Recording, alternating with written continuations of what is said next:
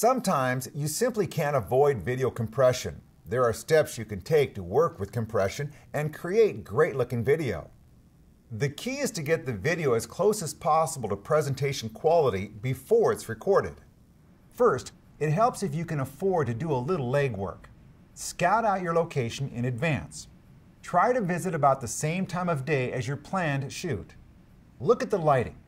Think about how you will set the camera's white balance. For example, consider setting the white balance for a colder, bluer color cast. If you select a low Kelvin temperature, the camera will push the colors toward blue. Or use white balance shift to add a blue color cast. Alternatively, you can select a higher color temperature to create a warm glow.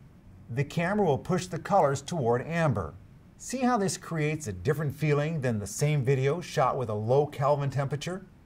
Test out several white balance settings at your location before determining the right white balance for your video. Next, we will look at one of the most powerful and least understood settings on your camera. It's called picture controls. This feature allows you to determine the saturation, contrast, sharpness, and other image quality settings. The critical point to remember is the camera will always apply a picture control to your videos.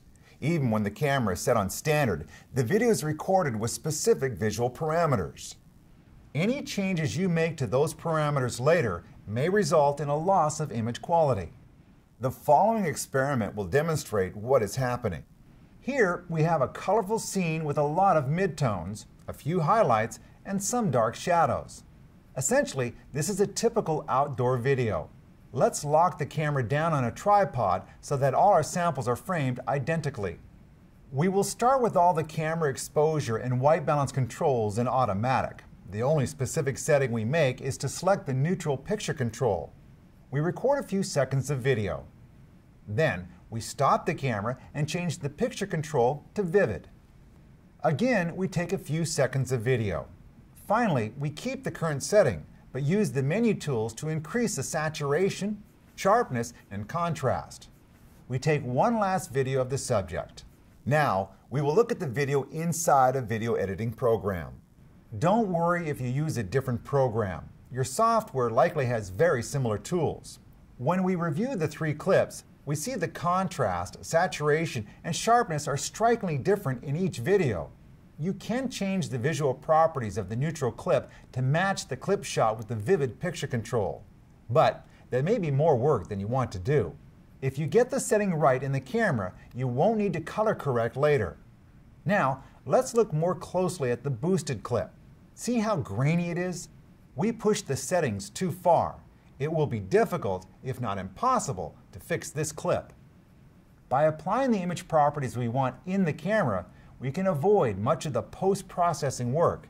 We will be much closer to the end result when we upload the footage from the memory card. Here's what I want you to remember. If you get the picture control, the white balance, or any of the other exposure settings wrong, you essentially have to undo those settings once you begin to edit the video. These files already have precious little original information. If you don't get these settings right up front, you could lose image quality and waste time in editing.